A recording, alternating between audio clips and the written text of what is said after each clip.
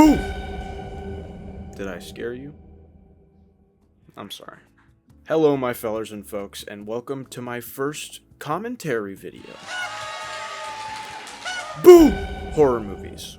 They're great. They let us experience terrifying situations, whether they're realistic or not, from the comfort of our own home.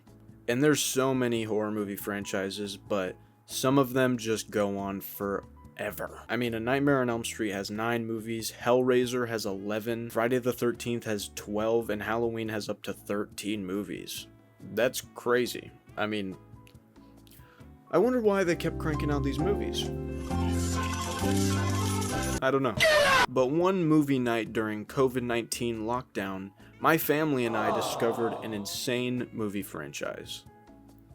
Bad Ben. Bad Ben is a found footage style horror movie made by the director Nigel Bach.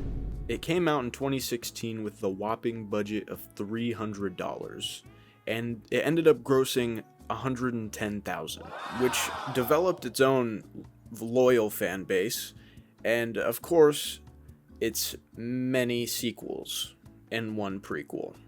And how many Bad Ben movies are there, you may be asking? 14. That's insane. And you know what else is insane? I force myself to watch every single one of them.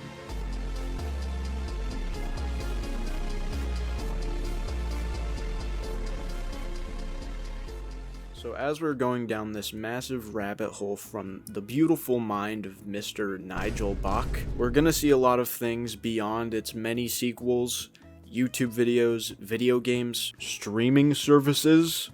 We'll get into that later, but for now, let me introduce you to the beginning of this wonderful little adventure, Bad Ben.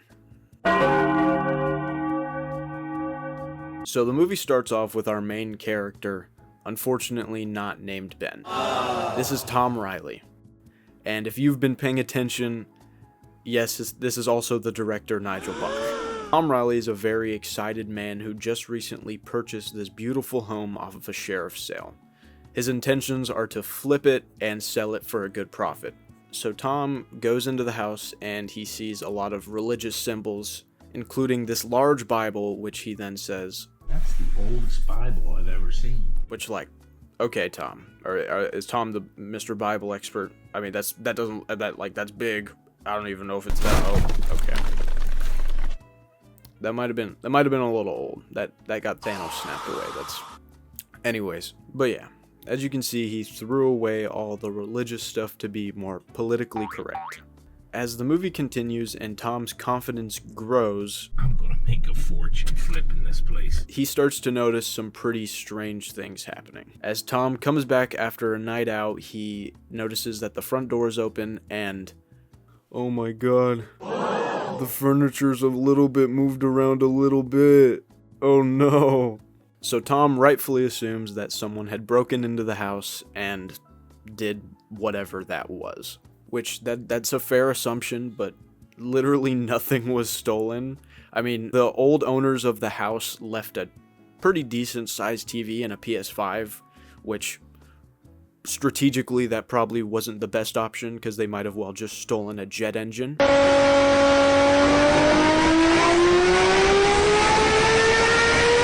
Then the next morning we meet Zach. Not really, but this unsung hero of the movie he's just the best. Zach, you're the best. Zach gives Tom access to the 21 security cameras that are across the entire house, inside and out. Zach's just such a great guy. I mean, like, if he doesn't get a movie out of at least one of the 14, I'll explode. What the fuck? After Tom gets all set up and ready to go to bed, he hears a loud noise, and as he runs down to go investigate, he finds that the furniture's been moved around again. Oh my god. And this is the moment where Tom finally realizes that something paranormal is going on. No, he still thinks it's a burglar. Every door in the house was locked, so now I gotta change all the locks because obviously whoever this is has a key. Thanks a lot. Fuck my life. And then the power suddenly goes out. He then steps over to the stairs of the basement and pulls out his weapon of choice, Febreze. He just obliterates that horrible smell that's down in the basement. As he's walking around recording on his phone that has night vision, apparently, he hears knocking up on the attic door, and he's just spraying. He finds nothing. He then wakes up the next morning and starts to look around in the forest behind his house. He then finds a little grave with a music box that sings Twinkle Twinkle Little Star and a rock with Ben written on it. And then Tom says this. Unfortunately, Ben, I hope you were a family pet. And proceeds to destroy the grave. Like, dude, this guy sucks. That was obviously a baby. So yeah, that's insane. But then he also says that he's gonna sell the music box on eBay. That's going on eBay right there. Could have done that with the oldest Bible you've ever seen, but too late for that. But after the grave gets destroyed, that's when things start to ramp up. Tom walks around his house for 10 minutes as we watch him on the security cameras. But all of it is worth it for probably the funniest part of this entire movie.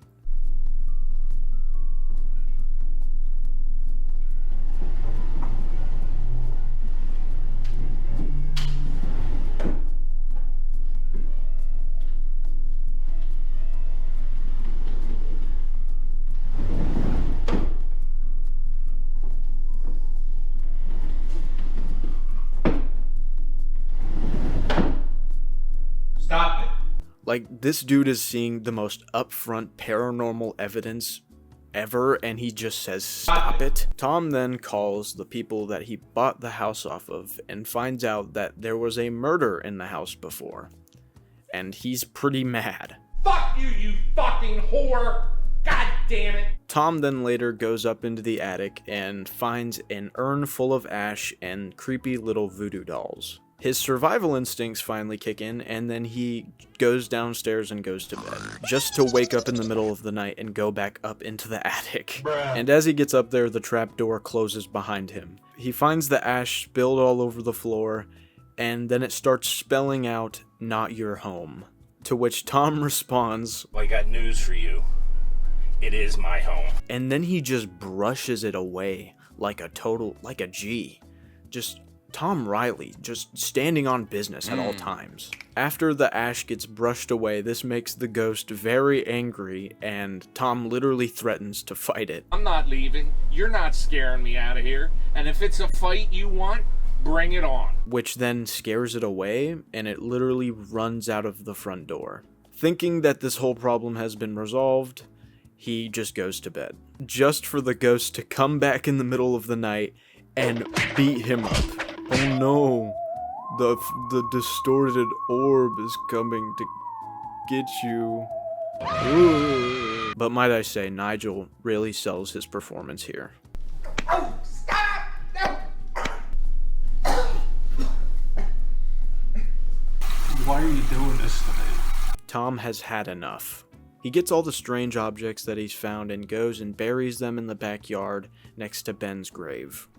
He then goes over to the trash can to, Tom, that you're not gonna get that Bible. That thing got disintegrated a few days ago. Oh, okay, it's fine. It's fine, I guess. So yeah, Tom then performs the seance to where he yells at the ghost to get out, and it works. Get out! Until after Tom gets back from a night of celebrating, he finds that the front door is open again. Tom then finally decides to go down into the basement that he's been ignoring, to where he discovers the biggest lore drop of the entire movie. A drawing. A drawing of the house, Mom, Dad, Ben, and in the basement, Bad Ben. Which, that doesn't really answer any questions that I've had.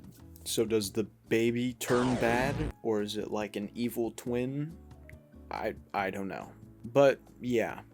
As Tom is in the basement, he is met with what I assume is Bad Ben, and he dies. That's a wrap on Bad Ben, the first movie of 13 others. How did Nigel manage to do this? So the second movie starts off with a wholesome couple named Matt and Rachel. Rachel has just inherited a house from her biological mother, who of course she never met because she was adopted at birth. Right off the bat, I'll admit, this movie is honestly a breath of fresh air. The characters are wholesome and pretty realistic, so Matt and Rachel get all set up in their beautiful new home, but she instantly kind of feels weird about the place. Hearing noises and smelling smells that Matt doesn't experience, she doesn't like the fact that the woods are so close to the house, so she has someone come and install cameras outside. Wait, does this mean will we be able to see Zach? Sai's just showing me how these cameras work. Yeah. Oh, well, I guess Sai, short for Silas, is Matt's friend who came and installed the cameras. After a few nights of Rachel being home alone, the cameras don't really make her feel any better, so she invites Silas over to install more on the inside of the house. The first night the cameras are installed, Matt and Rachel get into a big argument, and Matt storms off and puts the entire plate of spaghetti in the sink. I don't know if this is just a me thing, but I go crazy over dishes, and I would hate that. But yeah, he ends up storming out of the house and just leaves, until suddenly the power goes out and we instantly get to see this strange ghost boy who just follows Rachel around the house. Matt comes home finding Rachel upstairs after mindlessly wandering around the house, just like our dearest Tom Riley, God rest his soul. So they go and review the footage, and there he is. We see the ghost boy, and Matt just believes everything she said. So they then call someone, and they get informed of a close friend to Rachel's mother named Mona.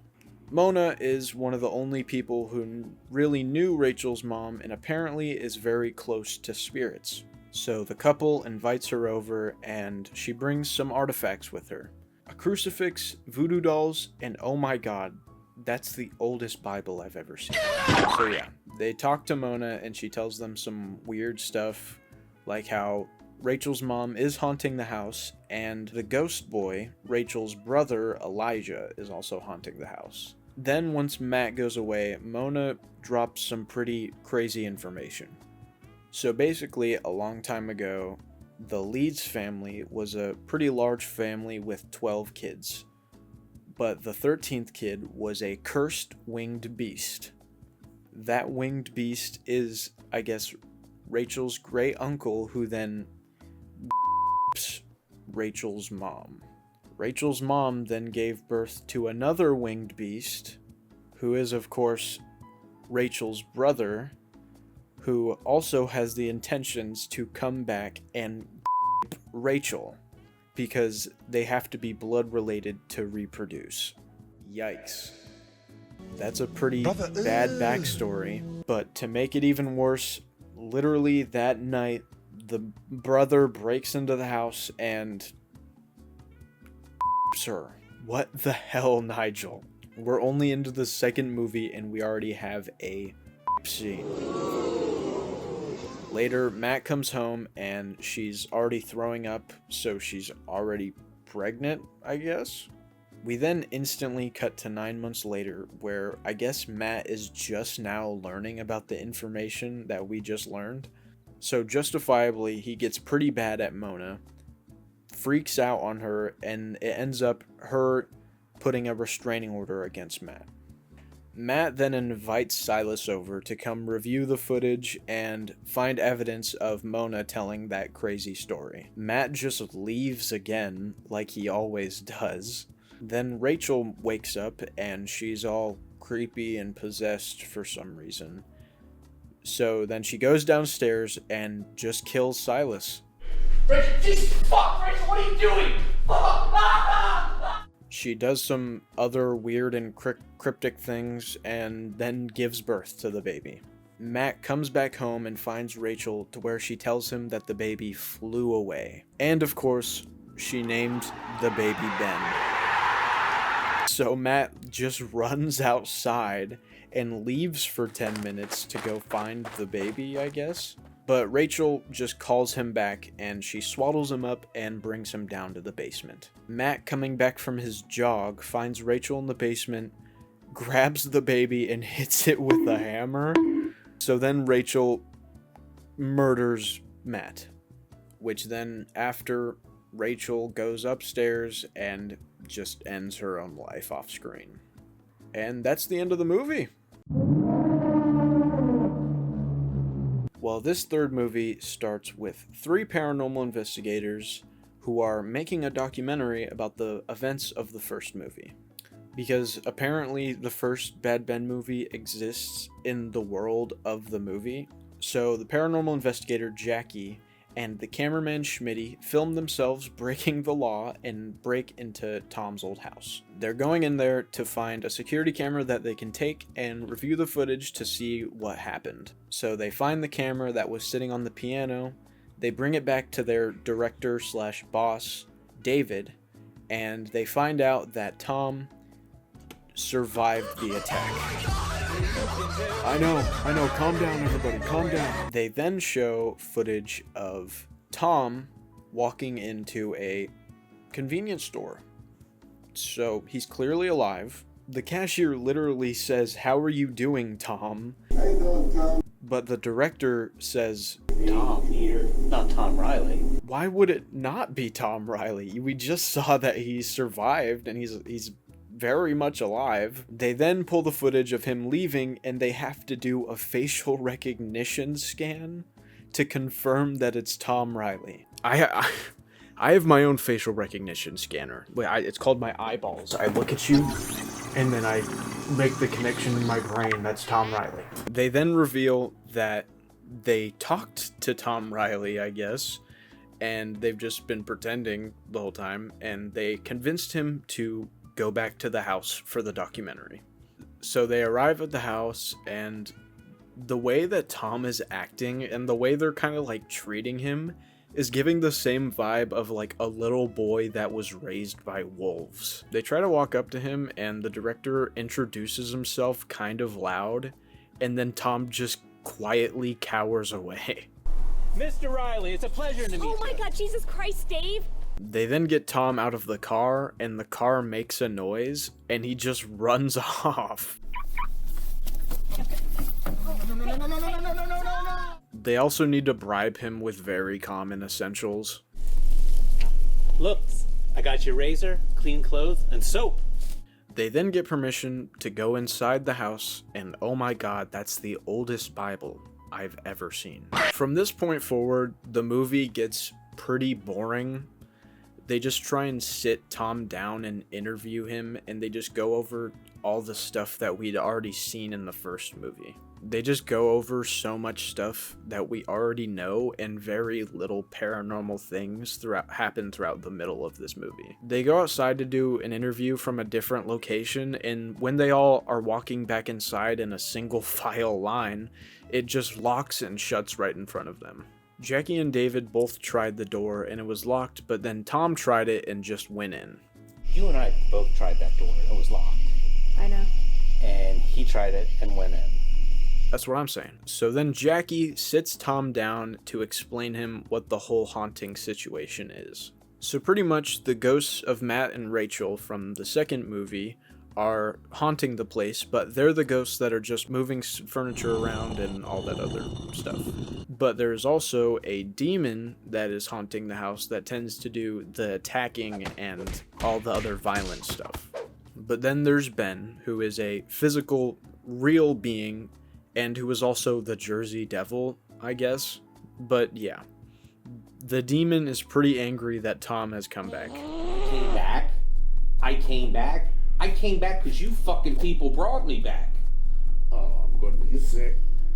They then all sit around the table and they perfectly explain the first half of this movie. But the people at home can't experience that, you know? It's gonna be just a bunch of us walking around being like, oh, this smells weird. Like, oh, the temperature, ooh, brr, it's so cold. That sucks, okay? Which is just a great excuse for the first half being boring, because if the characters say it, then that's it's all game. So she pretty much is saying that all the stuff with the chairs moving is whatever, but they need footage of Bad Ben. So she goes into the woods with a bag of Rachel's ashes, mixes it with holy water, and then stabs it with Ben's memorial cross. What? This then enrages Ben, and we finally get to see what he actually looks like. And he's just a big dude with a skull mask on and horns. Oh god. Oh god, oh my god! What the fuck is that? But as Ben is about to attack Jackie, Tom makes the ultimate sacrifice and lures him away with his music box. Then they just go inside and kind of just act like nothing happened. Like they didn't just see the Jersey Devil, like, or that Tom didn't just die. But Tom didn't die. He just comes back with a stick and a torn up shirt. What did he do? The basement door then mysteriously opens and they tell Schmitty to bring the camera. So what does he do? He just leaves it at the top of the stairs and the door shuts and they scream and disappear off screen. Then for no reason whatsoever, the security cameras just turn back on, I guess. And we just watch Tom walk around for another 14 minutes. And the demon is just pushing him around and messing with him like it's a Tom and Jerry episode. But what finishes off the whole thing? The demon pushes Tom down the stairs while he was holding Ben's music box, and it ends up breaking. This is very important. But first, let's go through the most painstaking scene of this entire movie. Tom realizes that the cameras are back on, so he goes around to all 21 security cameras and turns them off. And with every clip of him taking down all the security cameras, he makes these weird little comments that are supposed to be funny, but are kinda just not very funny. We're making a documentary. Go back in the house, you'll be safe with me. I think he shit himself. So then Tom goes and checks the basement security cameras, just to find that all the investigators are just lying on the floor, possessed or something, I don't know. They wake up and go upstairs, finding out that the house has them locked in and there's no way for them to get out. Then Tom prepares to fight the ghosts, doing whatever this is. Just calm down. How about you sit? I said we fight. So the demon comes and possesses Jackie. But before she can attack somebody, Tom then snitches on the demon, saying that he broke Ben's music box. The demon then leaves her body and goes outside to fight Ben, making Ben good. So the movie ends with everyone finally being able to leave the house, and Tom realizing that he himself wants to be a paranormal investigator. He also goes back into the basement for some reason just to get attacked by Ben again. Then Tom just tells him to stop, and he does. I guess Ben is like Tom's pet now? I don't know. And the movie finally ends with Tom's commercial for his new paranormal investigating business. Do you have a ghost problem? Well, we made it through the first 3 movies. And we still have 11 more to go, which is so exciting. But some of you guys might be wondering a little bit more about the director Nigel Bach. Or you aren't. But if we look up his name on YouTube, it pulls up his YouTube channel, where he uploads advertisements for his products, his road rage incidents, I guess, that he caught on his dash cam. What the f*** are you doing? And the trailers to his films, which I guess he just like uploaded years after most of them came out, and some other additional content. Like if we go down, we can find, what's that? The Witch Bitch? Well, I guess the first upload on his channel was from 5 years ago, an episode of Nigel's animated show called The Witch Bitch.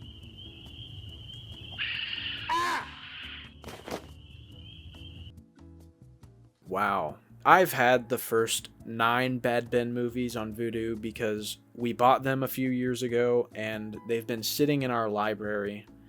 And we had only watched a few of them. We definitely had not watched all of them, but I had to find a way to watch the last 5. So I did some searching on Nigel's YouTube channel and looked at some of the trailers on the newer movies. Bad Ben TV. Available on Roku Fire TV devices. Does Bad Ben have its own streaming service? For $6 a month? Yes. In order to watch the last few Bad Ben movies, I of course had to buy the streaming service. Later, of course. After I watched the first 9 movies. Also, did I forget to mention that there's a Bad Ben game? Ass. Shit. Shit. Shit. God damn it. Ass. Fuck. Ass. Fuck. Fuck. Ass. God damn it. Fuck. Fuck. Bad Ben 4, The Mandela Effect. So, pretty much, this movie is exactly like the first Bad Ben. Tom Riley goes into the house for the first time and looks to flip it. Also, that right there... That's the oldest looking Bible I've ever seen. So in this alternate universe, we find out that Tom actually went behind the house before he bought it, and the reason he bought it because he found a creepy grave behind the house. And you know the usual, he digs up the grave, finds the stone with Ben's name on... This is a blank stone. Oh? That's weird, because normally that's like where with Ben's name on it or something, but... Oh. It's a doll? Why is there a doll? Does Ben even exist in this universe? Wait, can you look at this creepy little bitch? Oh, okay, dude. Don't call the doll that, okay? So then Tom steps away for a moment as he does, and the doll is gone. Oh, there it is. Smooth. Then Tom decides to put... My creepy little bitch here. Dude, please stop. He puts a tracker, a little noisemaker, and a tiny camera on the doll. Hello? So after leaving her alone for the night, she starts moving around, and she grabs a knife. As she goes to try and, I guess, kill Tom, he just shuts the door in her face, and she just gives up and drops it, which I find kind of funny. Hey, this man just, I don't want to do this no more. So when Tom finds the knife the next morning, he goes and reviews the footage and confronts the doll. What were you gonna do? Were you gonna stab me? Talk to me! Jesus, Tom. That felt very pent up. Tom then takes a breather outside and then gets lured up into the attic, as he normally does. And he finds out that there is a second, much larger doll. No. Then he falls through the attic door, and he tries to get rid of the dolls. But every time he tries to throw them away, they just appear back inside the house. Alright, you little whores. Dude, please stop. Don't call them that. So he goes to lock them in the basement, and then... Oh. Is he dead? Oh, and we're in a different universe, I guess. Well, now that we're in a different universe, Tom is going to the house at night. That's the oldest Bible. Okay, dude. It's getting a little old. We get it. You own a really big Bible. So, as Tom is throwing out all the religious stuff, and I'm very disappointed to say that I actually got jump scared by this movie. And it was over the most ridiculous jump scare I've ever seen. When I was taking notes and actually watching the movie, this jump scared me.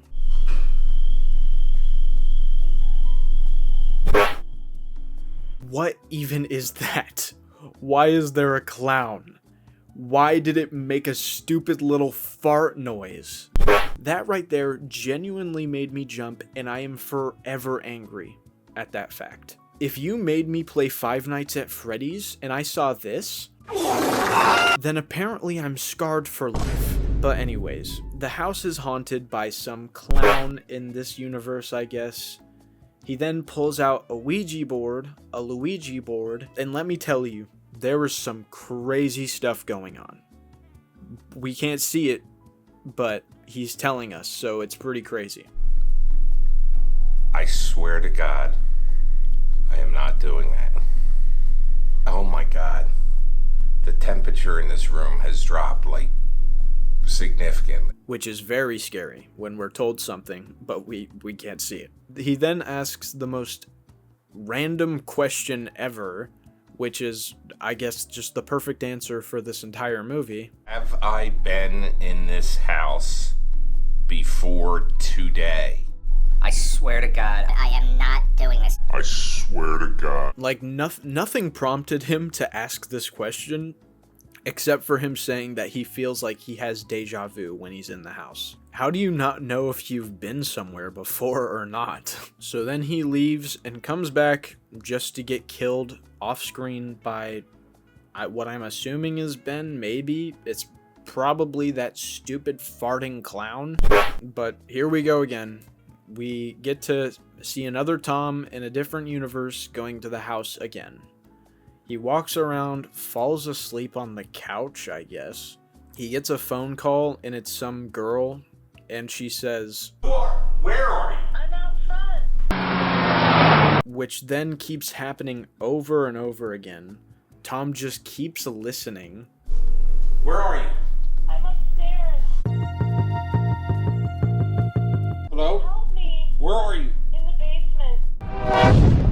He gets lured down to the basement and dies. This is so stupid. Then the movie ends by a fourth Tom walking up to the door. He hears the screech of Ben and just leaves, which is kind of funny. So I guess that's it for Bad Ben 4 Multiverse of Bad Ben No Way Home. Bad Ben 5, The Crescent Moon Clown. So for movie 5, we have a completely different main character. This is Renee, and she's house sitting for her parents who just moved into the house. But for some reason, they just aren't there for the first night that they own the house. And even though they had just moved into the house, it is still fully furnished, and it's the same furniture. So anyways, the movie starts with her just walking around. She finds in the basement some weird little clown doll. She pulls it out of the box, looks at it, and then just puts it down and walks away. And after some more walking around and a nap, she finds a very ominous pool of blood, and then says, Who did this? And this will be one of the only things she says for this entire movie. After spending 5 minutes watching her clean, she goes back and finds more blood. But she screams this time. Who did this? Why did she scream this time? I think she might be scared of cleaning. I get it.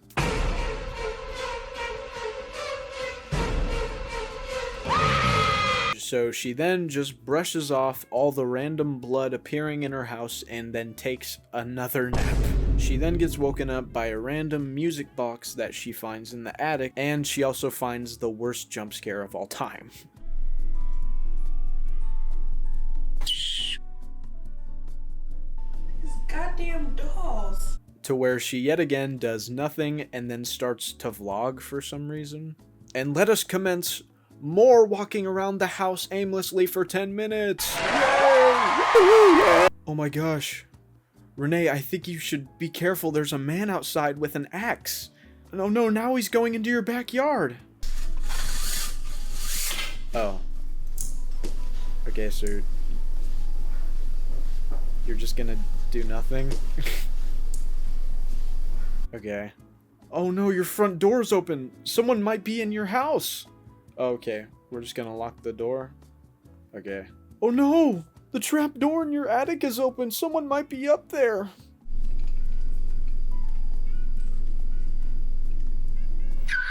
Oh no, there's literally an intruder in your house. You should probably leave. Oh, so we're just gonna run into the room? My phone. Your phone? There's an intruder in your home. And you go, my phone? What? You know, leave. Just run away from the house. Well, anyways, now that the clown has her phone, he just walks around recording for some reason. As he's walking around, Renee leaves her room and steps outside and literally just looks right in his direction. You're telling me that you step outside and you literally can't see this man in your peripherals? Then, after walking around the house for another 10 minutes, and she just goes into her room and takes another nap. Hello? How can she do this? Now she's being chased around by the clown, and then she gets cornered and gives up right next to the front door. I cannot believe this lady right now. She then gets taken by the clown and chained in the basement.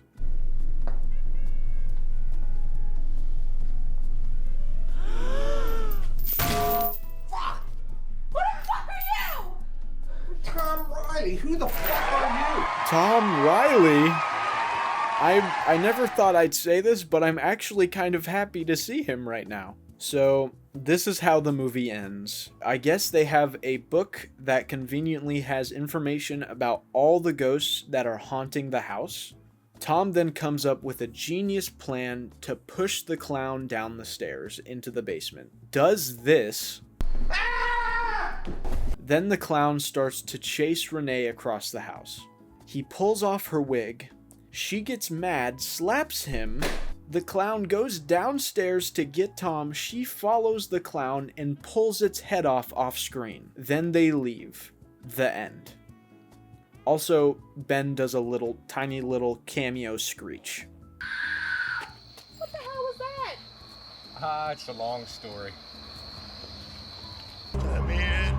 Let me in. Bad Ben 6, The Way In. Here we are back again at this beautiful house with a new owner, and they hired our boy, Tom Riley, to investigate this paranormal activity. But it's also like, why? I mean, I understand Tom is now a paranormal investigator, but assuming that we're back to the original Tom, he doesn't have a very good resume. This guy pretty much almost died multiple times. And I definitely know for sure that he does not make it all the time. But hey, if this lady thinks hiring Tom will work, all power to her. Tom then steps inside, looking around, doing his thing, and then he goes down to the basement to see what's going on down there. All right, I've been hanging out outside this house for the past hour. I don't know why, but just the thought of him sitting outside for an hour after that is so funny to me. So I know you think I'm crazy, but I really need the money. Dude, we believe you. You got it on video. We watched it happen, and we've also watched the last 5 movies. We believe you, dude. There's no denying any of this. So Tom goes back inside, and he goes down to the basement, and he finds the little doll again. Oh my god. Please don't call it anything. Look at this ugly little bitch. No! Tom continues to walk around the house, and then he gets ready to go to bed. He wakes up screaming, and he finds the little doll next to his pillow, and I guess it bit his ear or something. So Tom gets pretty angry and just completely hucks her down the stairs. He just sends her. And after more walking around, Tom gets on the floor for some reason and starts crawling around. But the bigger doll tries to stab him, but not on Tom's watch. So he gets her and sits her down for a little talk. Okay, then the door opens and some ghost just jumps him. That's a claw mark. That's like a claw mark. Is it? Thanks for pointing that out, because It looks like you just got out of a professional slap competition. He then goes down to the trusty Ouija board, Waluigi board, to find out how many entities he's dealing with. And then there's this moment afterwards where he wheels up the dolls in a strain jacket. What? So yeah, Tom finds out that he has to deal with 9 spirits, so he pulls out his book to find out what they all are.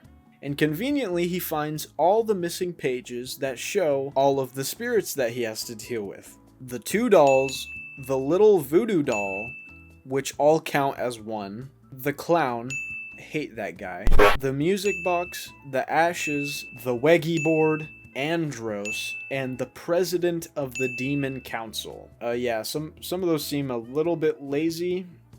Ashes, the Ouija board? You can buy a Ouija board at Walmart. Also, we get our little sprinkle of Ben in this movie, and of course it's him being good and helping Tom. Ben, help!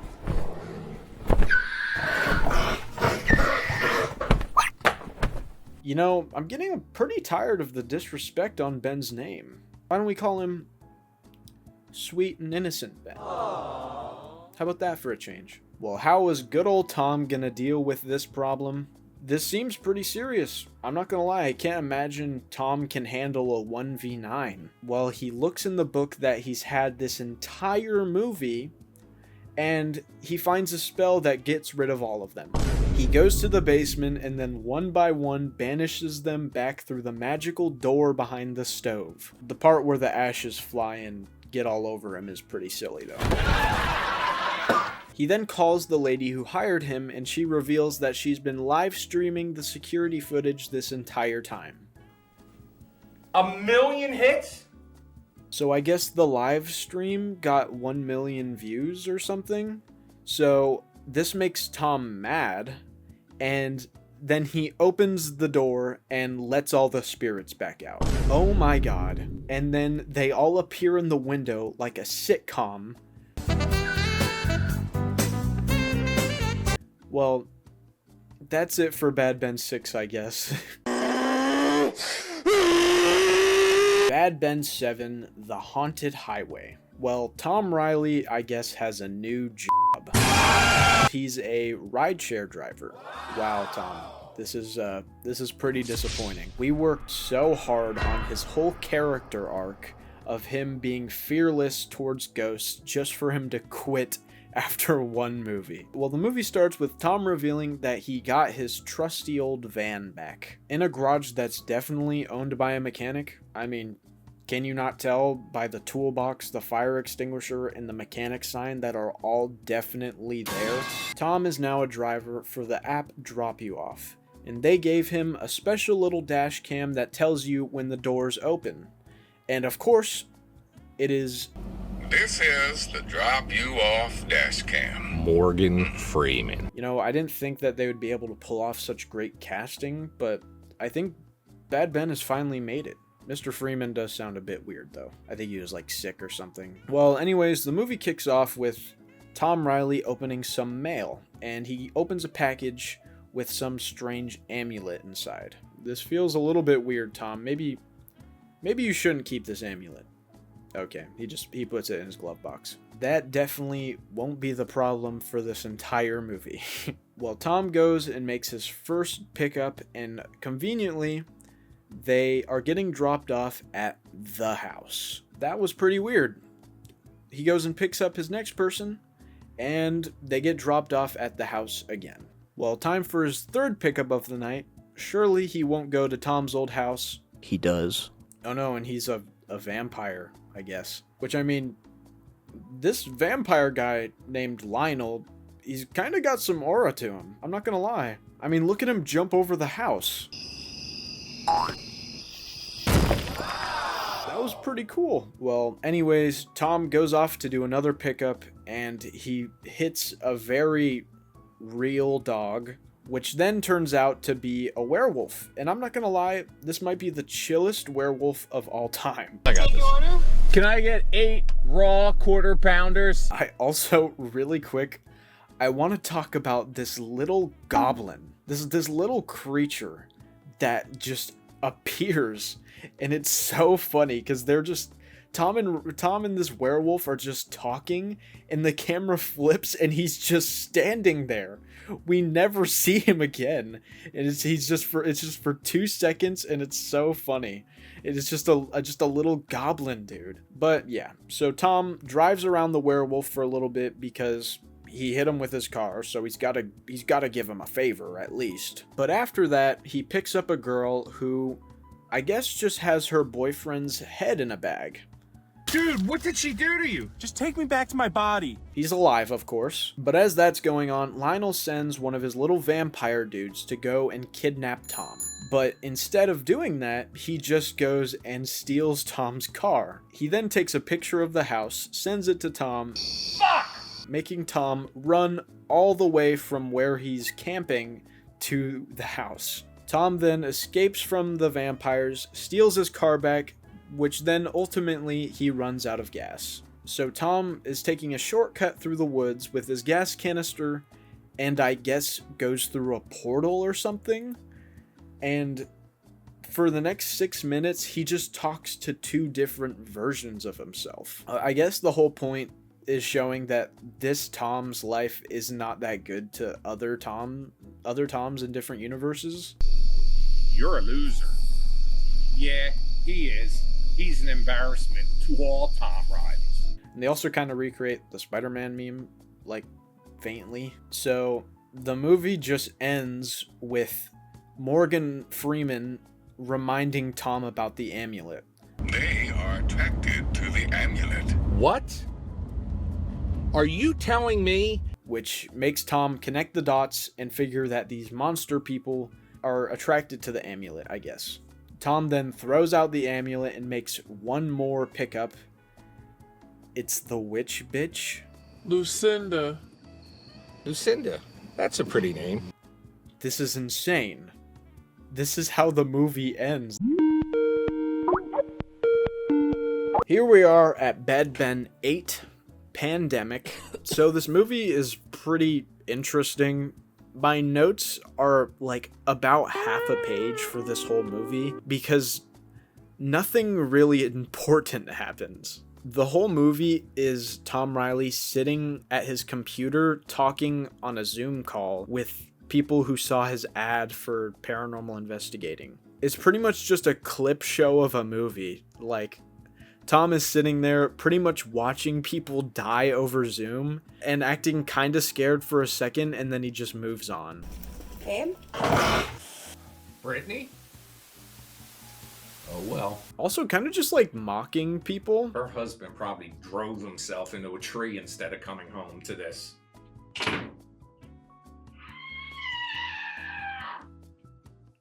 That's exactly how I feel right now. Also like referring to people who are acting weird as infected with COVID as if it's like a zombie virus. You've been outside all afternoon. I don't mean to scare you, but I think he's infected. So, yeah, there isn't a whole lot to talk about in this movie. The people that he talks to are having problems with the virus or are dealing with something paranormal. What is going on?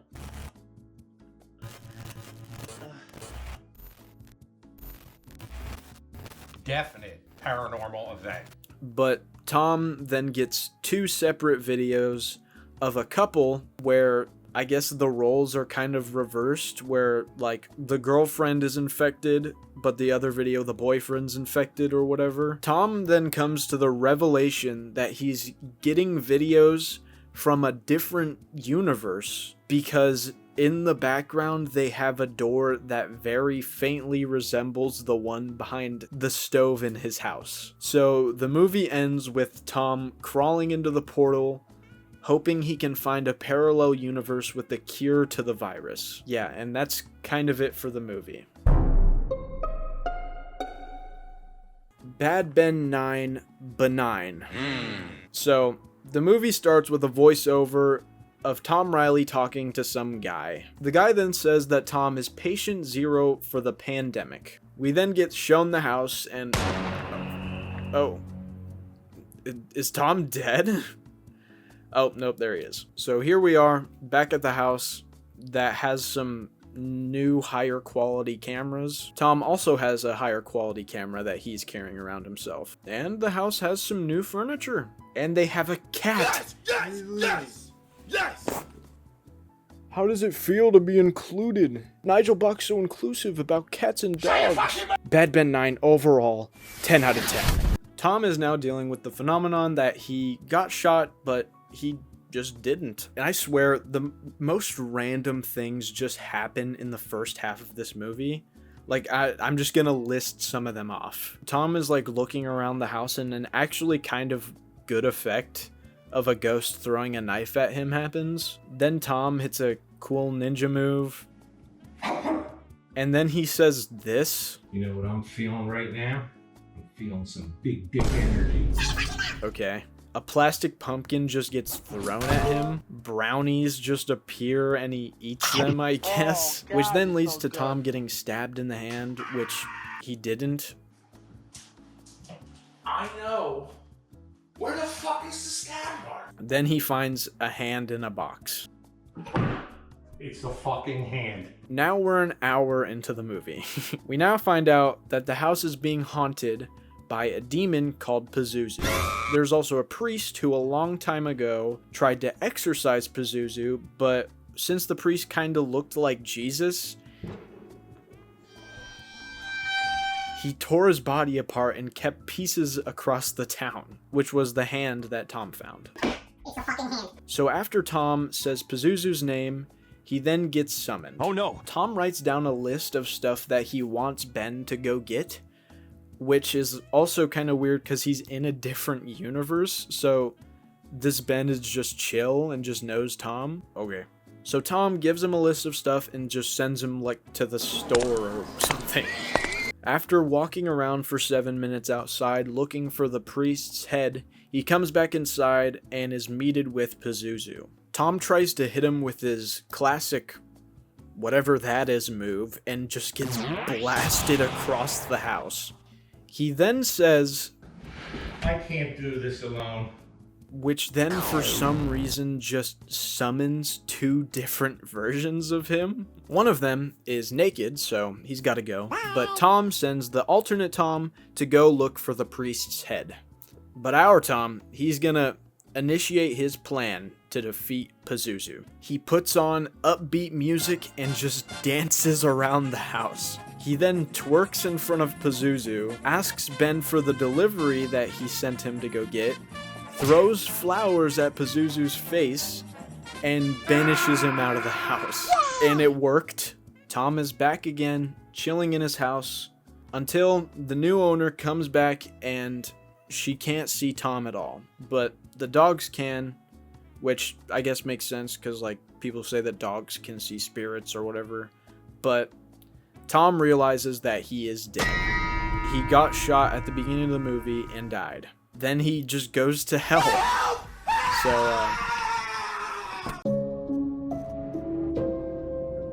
Well, now that I've finished the first 9 movies, I had to figure out a way to watch the last 5.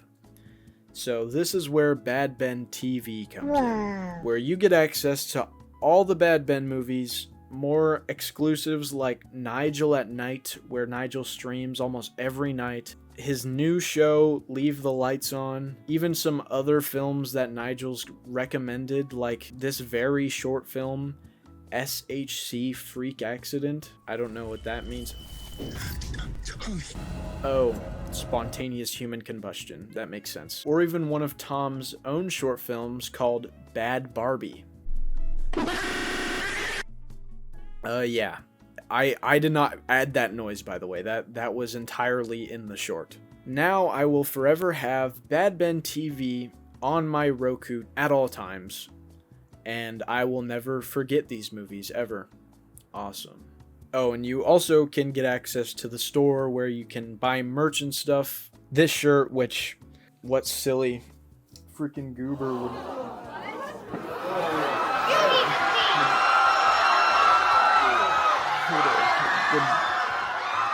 Who would get that? Who? What? Oh, let's get to the next movie. Bad Ben 10 Eulogy. The first of the last 5 movies only available on Bad Ben TV. Yay. So, the movie starts with Jackson Scott, a video podcaster who researched the life and death of Tom Riley. Tom conveniently posted a video to the public showing where you can find the information to all of his clients, which then Jackson goes and retrieves. Jackson also reveals that all of the Bad Ben films are like canon in the real world. So Jackson is trying to investigate what really happened with Tom, which is like, he's in hell. What else is there to find out about him? Jackson then pulls up some old footage where Tom gets asked the question on what his scariest experience is.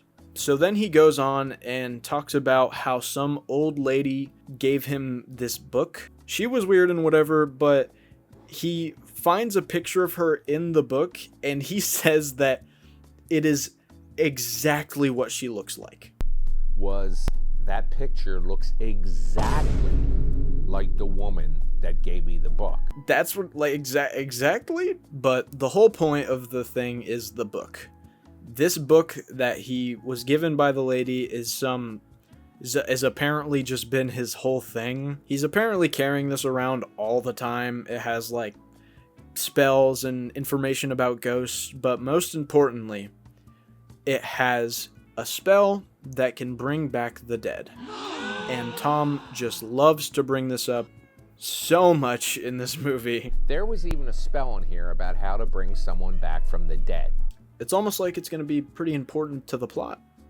I don't know. God, this movie is very hard to keep track of and break down because there's so many things going on, but Jackson is just playing a bunch of old footage of Tom for some reason, and all of these video clips are like, they just give us nothing, and the only thing that we really learn is the book. And did you know that it has a spell that can bring back the dead? So we then see Tom doing his job and helping a father and daughter with a paranormal issue. And this dad is just so funny. Tom finds out what ghost is haunting him and his daughter, and apparently it's a ghost that's trying to take his daughter's soul. And this is his reaction. It says he befriends children before stealing their souls. I didn't want her to hear that. Oh, jeez. Like, Tom also brings up that the book has a spell that can bring people back from the dead, because he's not foreshadowing. This dude just goes, yeesh. We then learn that Tom just sucks at his job. His solution for this father and daughter is, well, just to get out of the house. I leave. You should put the house up for sale and get the fuck out. I really don't know why Jackson is showing us these clips, because it's not really making me cheer for him coming back to life. This is all kind of just solidified my opinion of just maybe keep him dead. I mean, he went downward for a reason, so. We then get back to the movie after an actual marriage proposal. So, Emily, Chase wants to know, will you marry him? Hey, well, good for them. Jackson then hacks into the security cameras of Tom's old house, which is so creepy and so illegal. He then finds out that since no one can find any relatives or anyone related to Tom Riley, they then send his ashes to the new owner of the house. And then we go back to random clips. Oh my God, bro. I just want to know, are these movies turning into like Fiverr? The next clip is Tom talking about how these people's dog turned into a werewolf, and it seems a lot like this is a real thing that happened and people paid for to honor a dog that passed away, which, like, I'm not hating. That's a very fun and heartwarming way to honor a dog passing, especially if you're a fan of the franchise. I'm sure that's a very fun, like, way to honor your pet. But it's just all these things are just littered throughout the movie. Like, the proposal earlier and just random framed photos of just random people. We just learned that Tom has no close relatives, so these are just fans that he put in pictures. I don't know, but let's move on to the actual story. As Tom is doing one of his investigations, he gets a visit from Ben. Ben just dookies all over him and steals the book. Ben, bring that book back. This is when Jackson has the genius idea to use the book. I've got to try to find Ben. So he runs outside and yells for Ben. Ben. Ben just gives Jackson the book, and then he goes to find Tom. He then goes out into the woods and finds a tiny little bone and just says that this is Tom Riley, even though he got cremated. They didn't just leave his body there to rot. That's an animal bone. But okay, it's Tom Riley. We found Tom Riley. So then Jackson prepares the spell to bring Tom back to life in the driveway of the old house that he doesn't own, and neither does Tom. Just there's a new lady that owns the house. So he's just doing that on her property in her driveway. And then he brings back Tom Riley. Yay. He then goes straight into doing his regular Tom Riley things and goes and yells at the new owner of the house. And why does he do that? Because she threw away his ashes. How dare you throw my cremated ashes in the trash? Well, you're obviously not dead.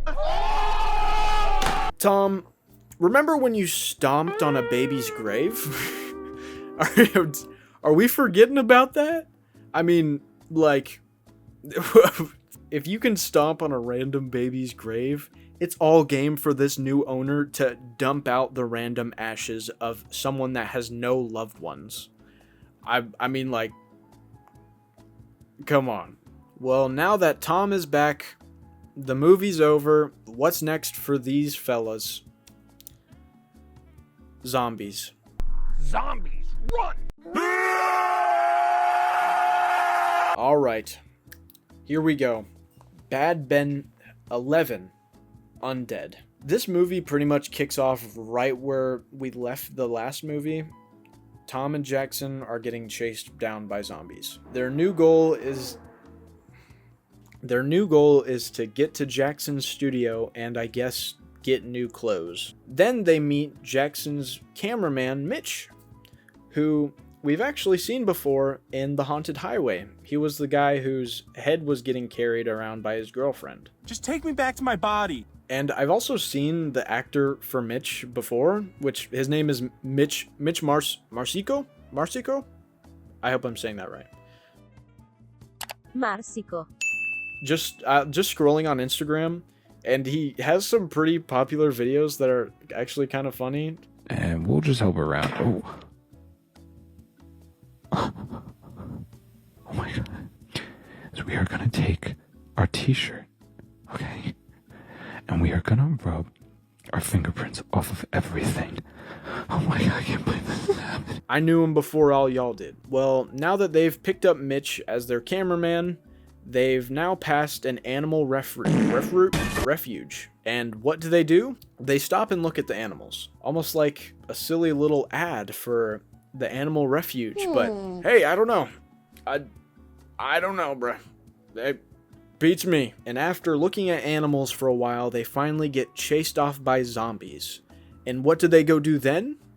They go into the forest and sit and read hate comments. If I ever needed the help of a paranormal investigator, I wouldn't call you. You suck. I'd call Ed Lorraine Warren, and they're dead. Really? This is what we're doing now? Then after that, they find a zombie, pin it down, and put a GoPro on its head. Bruh. What are we doing? I'm waiting for the plot of this movie. There's nothing happening. Well, then Mitch calls his ex-girlfriend that cut his head off in the 7th movie. And then she appears because, if you couldn't tell by now, she is a witch. I still don't really know why he called her, because she just appears, blasts a zombie away, and then leaves. Well, now they go and sit and start a fire.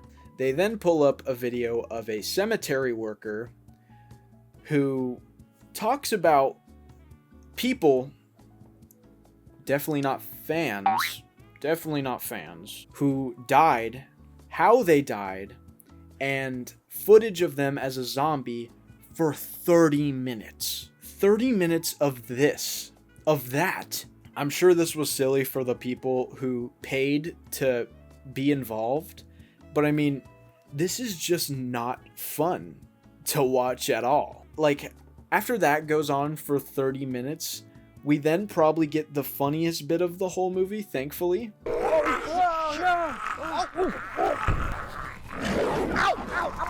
So I guess they try to run from a zombie, and then Tom trips and instantly gets engulfed into flames. He's fine though. There's also like a little bit that it seems like an editing mistake, but Tom walks away with his mic on. Mitch's actor didn't know if it was intentional or not and broke character saying, "My fucking mic fucked up." Well, you said that on camera, is that okay? Oh, okay. And they just kept it in. Also, when he walks back in frame, he's wearing a shirt with a fan's face on it. They go back to Tom's old house for whatever reason, and they end up getting trapped in the shed. They finally find the solution in a book, which I swear is the solution for almost all of these movies. They just completely lollygag for about an hour, and then they just look in some ancient book, and there's just like, oh, there's a spell that fixes all of our problems. So they do the spell, which makes Tom worry that he will die because they assume that bringing Tom back to life made all the zombies come back to life. So they perform the spell, all the zombies disappear, and Tom begins to collapse. This might be the hero sacrifice that he's needed in this entire franchise. No. I'm okay. He's completely fine. Then we find out it was Mitch's ex-girlfriend who summoned the zombies, which makes no sense because if she sent the zombies, then why did reversing the spell that they did on Tom work on the zombies? So then Mitch sacrifices himself to protect Tom and Jackson. She chops off Mitch's head and they just don't care at all. Tom Riley is now back with a new young and hip sidekick, Jackson, and I wonder what their next adventure will be. Then they instantly get abducted by aliens. Bad Ben 12. I never would have believed it would go in this direction. Alien agenda. Well, after getting abducted in the last movie, they are now in the alien spaceship in an alien-like wardrobe. Jackson starts recording in the UFO because he has a camera with him. So then Tom has the idea to take the camera off of airplane mode. They do that, and it instantly disrupts the UFO's trajectory. They start crashing back down to Earth. They conveniently land right back into New Jersey, taking out the top half of the Oceans Casino in Atlantic City. Tom Riley might have just caused a national tragedy. That's a pretty big building, and he just wipes out the top half of it like that? I mean, that probably hasn't changed much of anything. They're probably still gambling away in there. But so after crash landing and flying over a bunch of more donating fans, they finally crash and are met with a tiny little silver man, and he gives Jackson a box. Inside the little box is a USB port. You'd think aliens with flying spaceships would be a little beyond USB ports. I mean, I feel like they'd just be like, and like it's just in your brain now. Like you just have those files in your mind. So they then go and conveniently find Tom's old van, and we yet again get to hear the soothing voice of the Morgan Freeman car guy. Tom, is that you? You know, I thought your ass was dead. Hello there, long time no talk. They give the USB to the Morgan Freeman car, and he begins to search for information. So what will they do while they wait? I guess listen to the new AI news station that's talking about the alien UFO sightings in the area and whatever. Breaking news. Multiple people have reported seeing an unidentified flying object streaking through the sky and crash landing into the vast woods. Clearly not a very good news station, because we can't just gloss over the fact that he killed thousands of people. I don't know. From what I recall, it doesn't matter what channel when a flying object crashes into a building. You turn on the TV, you turn on the news, it's there. Dude, check the news. It doesn't matter what channel. Okay, that's what I'm just saying. Maybe AI news station isn't really that good. And then Tom does a completely necessary, very necessary wardrobe change into a shirt with a fan's face on it. Bruh. And we also find out that it seems that someone is plotting against our fellas in this movie. But we'll get back to that later because Morgan Freeman has some information for us. So apparently, the aliens that abducted Tom and Jackson are a friendly alien named Chobley, and just wanted to gain their help to defeat a different alien race named the Morala. The Morala are abducting people and taking over their bodies, and the rest of the people they intend to kill off. Oh no! They're already here among us. Morgan Freeman also has a file of people who had just recently been abducted and information on their— oh my god, this is more fan service. Yeah. So we then, throughout the movie, get interrupted by an AI-generated Tom Riley, and he reads out the files of people who have been abducted by aliens, and those people paying fans. But also, real Tom Riley sits and tells Jackson stories about band riders he's picked up before and drop you off. And if you're assuming so, it is also still paid fans. This isn't entertaining. I mean, at least try to like visually show me something. I'm not entertained by you reading a story to me that I don't care about. Well, anyways, as Tom is telling these stories, Ben comes by and just dookies on him again. You motherfucker. Sadly, that's all we get from Ben the entire movie. So then they finally decide to just do something. So they leave, and then they go and try to find some aliens just to get shot by some darts and get knocked out. Until they wake up and they find out that they're being held hostage by Mitch and his girlfriend, revealing that they are the ones who have been watching over Tom and Jackson this entire movie. We also find out that Mitch's girlfriend has like infinite clones of Mitch for some reason, which is kind of funny. But then she tells them that they are a key factor to ending the alien war. War? Yeah. How what war, and what role do we have in it? What do you mean, what war? Were you even listening to Morgan Freeman, Carr? He made it very clear that there's something going on between the two alien races, but Jackson and Tom are vital to this war because for some reason they have to deliver the baby of a Morala, and the father is Chobley. So they need to deliver the baby, and both the races can come together in peace. So Mitch just takes them to her, and they begin to deliver the baby, probably providing the funniest part of this entire movie for me. Are you okay? She's dead. Oh my god. What? But anyways, they bring her back to life, they deliver the baby, and they end the alien war for good. The ending being narrated by Morgan Freeman, and revealing that this movie made Tom and Jackson a fortune, and Tom bought his house back. And of course, Morgan Freeman downloaded himself into the alien ship and is just wandering off in space. Goodbye, Tom and Jackson. That's what I'm talking about.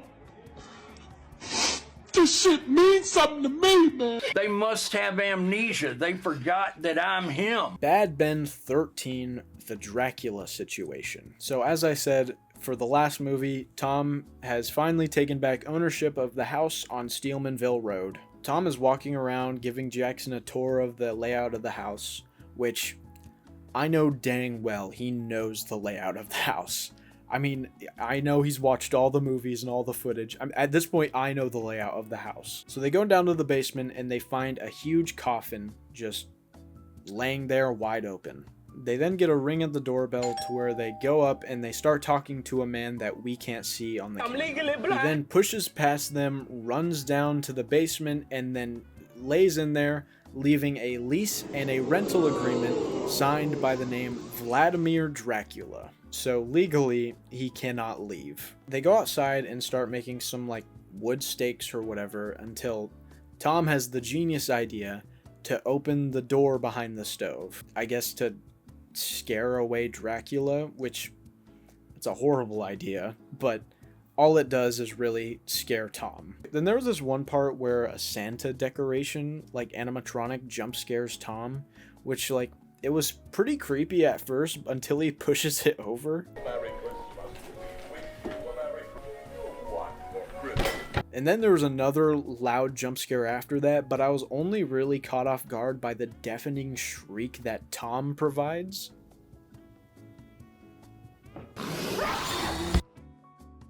Out of all of the last 12 movies I've watched, I've never heard Tom scream like that, even when he was literally dying. Jackson gets bit by Dracula, and that is that. Tom has had it. He's gonna get on a Zoom call and talk to the camera people. Wait, could this be?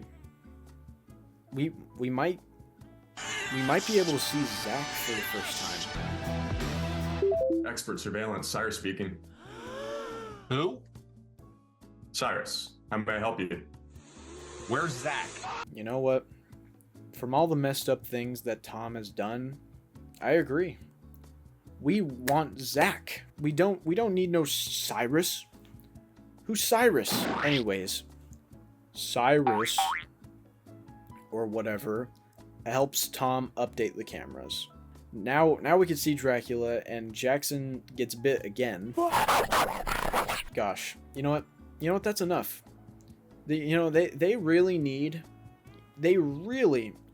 to plug the Tom Riley curse button on badben.com/shop. That's what they need to do. Alright, you little whore. But this isn't Tom. Wait, what? It's the Crescent Moon Clown. He then goes and knocks out Jackson and tases Dracula. Meanwhile, Tom is locked inside the house with all the spirits that he released to try and scare away Dracula. And he doesn't know what to do. He gets told by a magic chalkboard what he has to do. Have we learned nothing, Tom? You've banished so many spirits the exact same way so many times. So as he does, he banishes the spirits away as he's done before. But one of these spirits cannot be banished by a spell.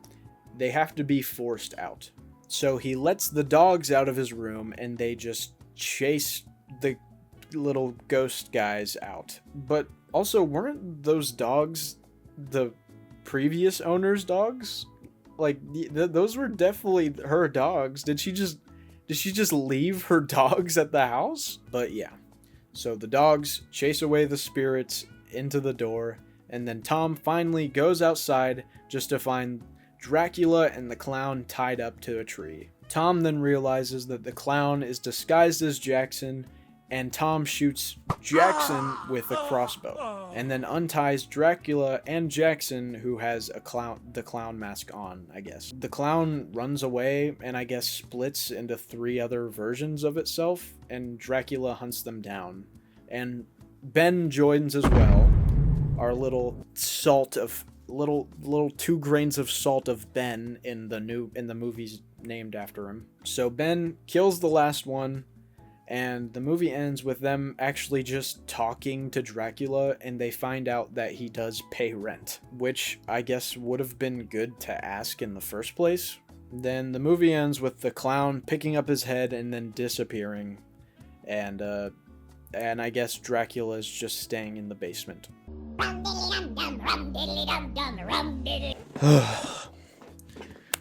Well, here we are in the last movie of the video, Bad Ben 14, Frankenstein. Well, the movie starts off with Tom Riley just living his life in his beautiful house, watering his plants, mowing his lawn, but then we cut to this goofy delivery guy. Son of a ding dong, and oh my God, Tom frickin' O'Reilly. Of course, of all people, I got Tom frickin' O'Reilly. He has this big clutter of packages that he drops off at the driveway for Tom. The packages are for Holly Barnes, who is the previous owner. So then he gives her a call, and then she tells him that they are body parts for her ideal man. She then offers him money to build that man. So Tom takes up the offer and then invites Jackson to come and help. She offered him $500, by the way. Which, $500 is a lot of money, but Tom is dealing with body parts from the dark web. The whole vibe of these scenes just don't feel right. Like, of course they aren't real body parts, but it doesn't feel funny. It just feels pretty messed up. And it doesn't even help that Jackson isn't even down for any of this. He just thinks it's messed up and weird. No, I can't do this. I can't do this. I'm out of here. Jackson, we're a team. Don't go. Which, I mean, good on him. I wouldn't want to be involved either. Tom also reads who the body parts are from and the names of the person, and it's not donating fans. Why would you think that? It is. Jackson leaves, and Tom spends too much time putting together this person. He gets attacked by the hand and then spends a few minutes looking for it, and he goes upstairs to boil the feet to make them bigger. I don't know. This is all just really boring. But anyways, Tom finally gets this man put together, and he wakes up. At what time do you think? How far into this movie do you think we are? An hour and 10 minutes into this movie. Well, our Frankenstein is just some jacked dude with a few lines on his body. Tom then names him Will. And now Tom is trying to get Will ready to reveal him to Holly. But they keep trying to do this camera zoom thing, and they added the sound effect, but it is so obnoxious and loud. We're ready. We're ready for the reveal. Okay, see you then. Where the fuck did he go? And I swear they do it maybe like 15 times in this movie. But earlier, Will wandered off and he runs into the clown. And the clown came back and he made Will want to attack Tom for some reason. And there are also these constant like cuts with TV static, and it's so loud. Where the fuck did he go? Okay, Jackson, I'm here filming for your podcast again. I'm getting really tired of these movies at this point. But anyways, Holly finally shows up and Tom introduces Will to her, and he just rips her head off. Tom shoos away Will like he's a dog. You big fucking dummy, go! And then just sews Holly's head back on. You okay? So after Tom fixes her up, he goes and looks for Will just to get a text from her saying that she's canceling, she's not sending him the money, and she doesn't want Will. Fuck! So then Tom finds Will and he gets chased by him just to get cornered up against a tree until Jackson comes in with a freaking katana and saves the day. So they find some little circuits and stuff in Will's head, and it reveals that the Crescent Moon clown is controlling him through a VR headset. So then Tom has the most genius solution, and I'll just let it play. I'll show it. You see this? Yes. This was connected to his spine. Okay. This is his neural network. This was allowing whoever's on the other end to control his every movement with their own body. Okay. So I have a theory. What is it?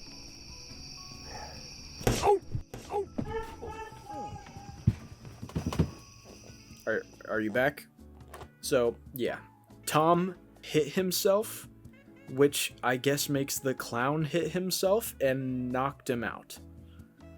And, The movie ends with them fixing Will and reading about who his brain was, and turns out it was a guy that died hunting Bigfoot. Then we get a dramatic shot of Bigfoot stepping across the camera, and the end. Well, what do I do now? Oh. Nigel Bach is live. Well, since I'm here. Any news on Bad Ben 15? Bad Ben 15 is not till the end of this year, if at all, Trey. We're getting the 15th movie soon. I looked on Wikipedia and it's called Bad Ben Not Your Home. And it's supposed to be a fourth wall take on the series, following the real Nigel Bach having to deal with the paranormal that he's mocked for the past 14 movies. And it is supposed to put an end to this whole series. It's supposed to be the final sender. And I think it's a great idea. I think it sounds fun. Oh. Hello? Check the website again. Bad Ben Poltergeist, the 15th installment of the Bad Ben series. Bad Ben Poltergeist will release in 2025. Originally, the film was titled Bad Ben Not Your Home. It was intended to be the final film of the series, but due to overwhelming demand for Bach to continue the series, the previous plans were scrapped. The planned October 2025 release was pushed forward to summer 2025 release date instead. Wait, what? The Bad Ben saga continues? What do you mean? He's not ending the franchise?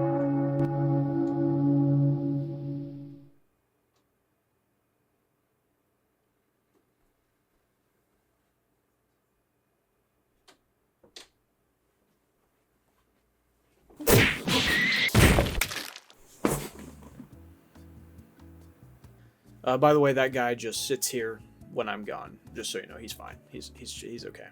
Also, yes, it did fall off overnight. I don't know what happened. I'm gonna go get that checked tomorrow. But if you've made it to this point of the video, thank you for watching.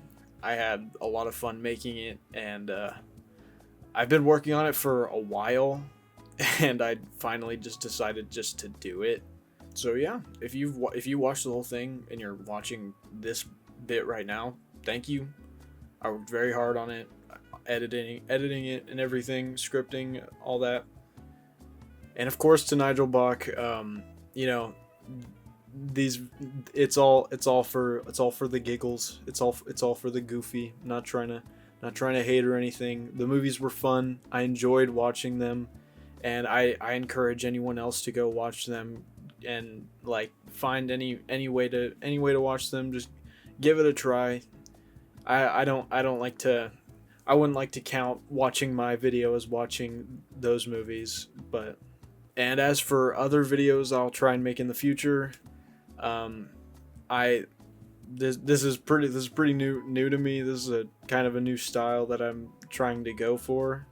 I enjoy making commentary videos. I think it's fun, and yeah.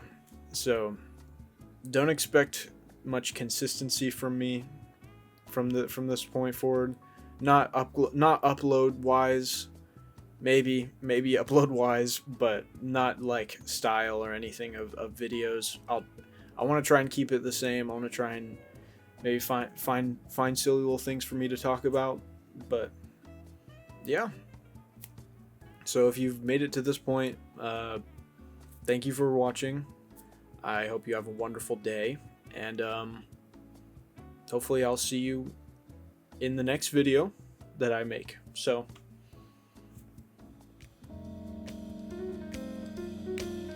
Good.